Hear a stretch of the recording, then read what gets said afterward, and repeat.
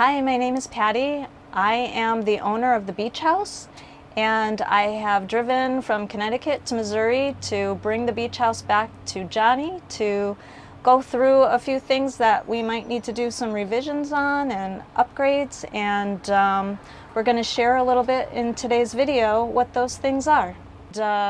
Some of the things that I would change had I gone and thought about the process a little bit more in the beginning, and then what's been working out wonderful, and what my future plans would be as well in terms of the van build. I would start with some of the small details, actually, like I have a Berkey, and I had no idea the amount of work that the Berkey was going to be in order to be able to use it properly. I have to make sure it's filled to the top every day. I have to make sure that it drains without overflowing. And it's a process every day. I know I'll have peace of mind when I'm in an area where the water source is questionable, but in the meantime, it's a daily chore. So I had no idea what was involved in that. Maybe in the future I'll contemplate a water treatment system underneath the sink, but for now I'm going to try the Berkey and stick with it and see how that goes. On the topic of water, I was in a situation where I did not understand winterizing when I picked up the van. So I found myself driving to Florida, which was wonderful. I was going to stay there for a couple months, and I was in a situation where I needed to go back home because I was needed there. And went from 85 degrees to a day that was below zero. Had no time whatsoever to even think about winterizing, nor did I think about winterizing because this was all new to me. So by the time I had gotten home, there was water in the hot water heater. It had froze, it had moved the element and destroyed the water heater. So that was a learning experience, an expensive one. But from there, I've learned that I might not need a water heater for a little while, which is okay. So I'm going to try life in the van without a water heater for a little while and see how I like that. I also woke up one night as I was getting closer to Connecticut, and I thought I was going to freeze. So having the addition of this wonderful heater is going to be a lifesaver, I think, literally, in the winter. So I was petrified of the little buddy heater, turning it on. Was it gonna be something I had to worry about the air quality? Did I need a CO2 plugged in to let me know if something wasn't quite right with that little heater? All of these thoughts went through my brain in terms of, do I feel safe with this item? And ultimately I didn't feel safe, and I didn't really want the extra moisture in the van either, so having the dry heat is definitely a plus in my book. So also windows. Would I have put windows here? Yes, I would definitely have done that in retrospect. For light, absolutely, because I definitely love having light coming into the van, so I find I open the doors a lot so that I have that light and that airflow. But I would definitely put windows had I thought about that process. The fans, however, have been wonderful. To have two fans, one pulling out and the other one, all I really have to do is keep the flap open so that there's airflow being pulled in, and it actually acts as the airflow comes down over me as if I did have a window in the back. So that process actually was the right thing to do in terms of two fans if you're not going to put windows. Definitely recommend that. So I would definitely rethink the window process. And then the mattress. Although I love the mattress in terms of how it's made, in terms of all natural fibers, it's not the right mattress for me. I need a softer mattress so that, because I'm a side sleeper, and this is much firmer. And when you buy a mattress, you need time to sleep on it. And because I didn't get into the van quickly enough to be able to have that time frame and start that clock, I didn't realize that the mattress wasn't going to work for me until now. And it's too late. The clock has run out. You can't turn to the company and say, oh, you know what, I slept on it for 120 nights and it's just not for me. I've gone beyond that. So the mattress is not something I'll be keeping. I'll be getting something a lot lighter, and I'm really hoping it's going to be more comfortable. So I went with a softer mattress. So that's coming this week. I'm excited to try that, and hopefully it'll be everything that I need. On that topic though, because the mattress is going to be smaller, it's going to give me more storage in the back area to be able to put books, to be able to put my glasses at night, and additional storage for maybe some of my craft supplies or any other extra items that I might be picking up along the way in my travels. So it's little things here and there that you find as you're using things that, and this is what Jonnie had mentioned to me, that I'll realize there's a few things that you're going to change, and you will, and that's okay, because you're getting intimately comfortable in your environment. You're feeling like this is now your home, and it is now my home for a while. And you know, you want it to be comfortable, and you want it to be convenient for what your everyday uses are going to be. And you're going to learn along the way. And I am. So.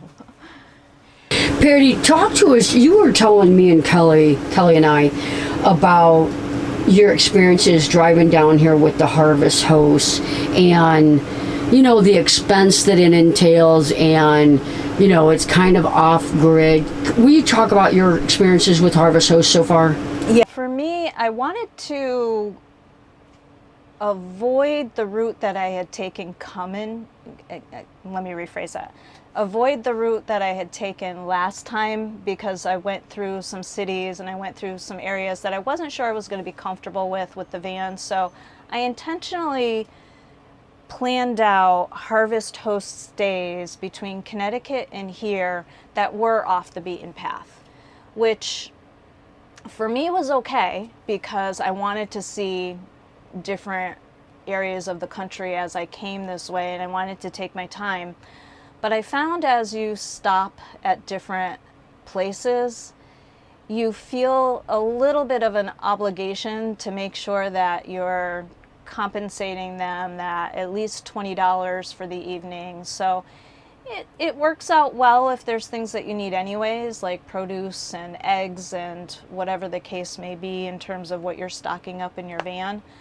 But it's not consistent in terms of what the prices may be. Like there was one farm I stopped at where the eggs were $12, and then a dozen, where, you know, 2 nights later I stopped at another farm and it was $4 a dozen. And, you know, much more reasonable for fruits and vegetables at that second place, where, you know, they charge you maybe $1 for a cucumber or pepper or something like that. So they had like a menu of items that you can get for the $20, but you felt like at least you were getting something in return, as well as supporting the local farms, which I definitely wanted to do. I wanted to support the local farms and the vineyards, but I'm not a drinker. So you go to a vineyard and what do you buy? So there's that challenge. So you can get a gift. You can pick up a bottle of wine, have it in the van. That way, if you're coming across some type of meeting or gathering and you want to break it out and have everybody enjoy, you have something in your van. But, you know, then there's another night you might stay at a farm where their products are completely unusual and you're not sure what you want to purchase to support them. And what I mean by that is that there are also CBD farms that you can stop at. And maybe that's not a product that you would normally buy for yourself. So what do you do in that scenario? Do you just make a contribution to help them with their farming goals? You know, you're not sure what to do in order to be able to support the unusual stops along the way. True, that's true. And again, wonderful family, very generous with, you know, an offer to stay an additional night if I needed to, but a challenge in terms of how do you support them. And it's definitely off the beaten path. The GPS takes you on all of these winding roads, and you're in the middle of nowhere compared to what you're used to on your surroundings, so you're at the mercy of your GPS. Some of the roads turn into gravel roads, and you're not sure where you're going, and you're just hoping you're going to get there. And you know, you have to find gas along the way as well. I was fortunate that I was able to figure it all out, and I also had a backup plan. So if I got to a harvest host, I also had, like, within 20 miles of where I was, where's there a Cracker Barrel that I can stay and feel comfortable? I love me some Cracker Barrel. Yes, exactly. So that helped tremendously. But I'm not sure if I'm going to go forward with my membership. We'll have to see, because you definitely have to be prepared to travel about a half hour out of your way, away from the freeways, to be able to stay somewhere in the Harvest Host list of recommendations. There's not a lot that's close to the highways. And there's not a lot in certain areas either, because I thought, well, maybe I'll stay a night or two close by here. After we work on the van, I'll go off and maybe stay at a vineyard or a farm.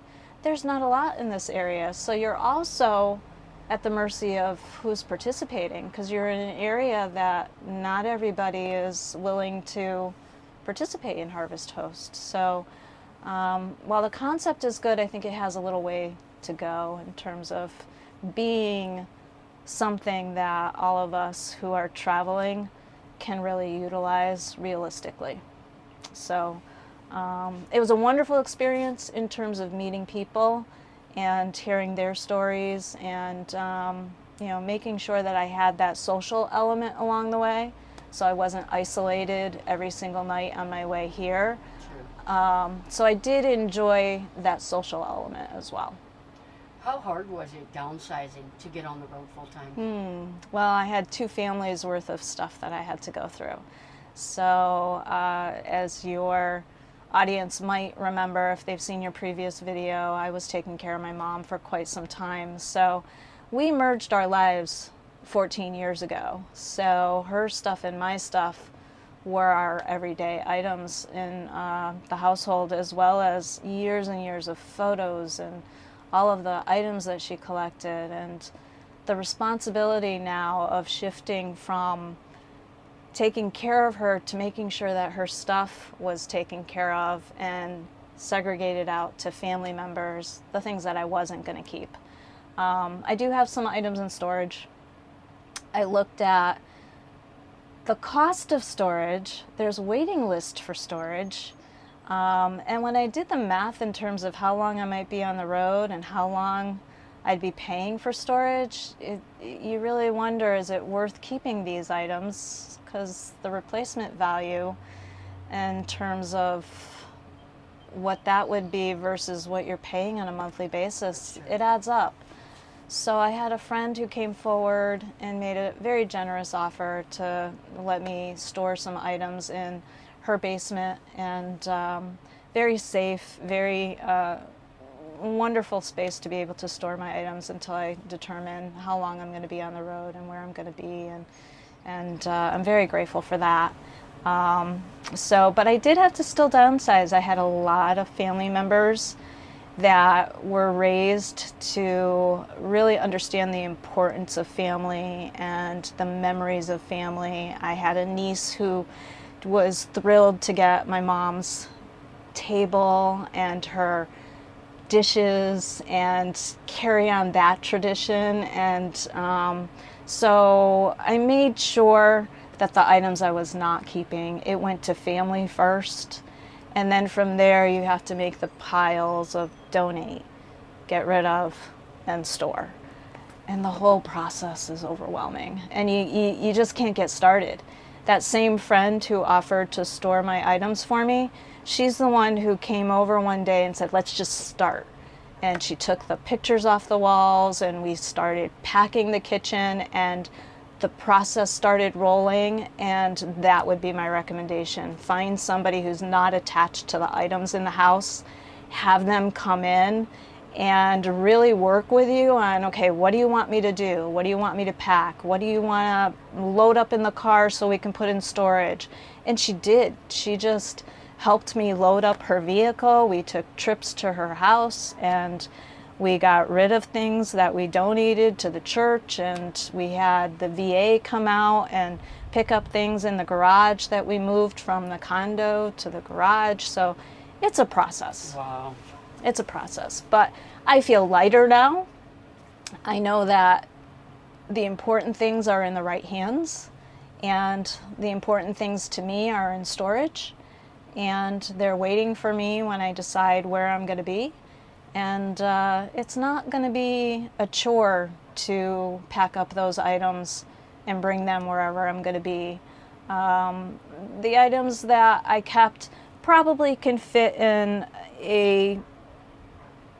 like a travel trailer type of U-Haul, and I can probably hitch it up to the van because I have the hitch, and move it myself. So, yep. Well, Patty, thanks for getting on camera, letting us know the things that are working, not working. Happy to help make the changes needed for a successful van life experience. And stay safe out there, and we'll definitely see you in Quartzsite. Absolutely. All right, guys, thanks for following along. We'll see you guys on the next video. Thank you.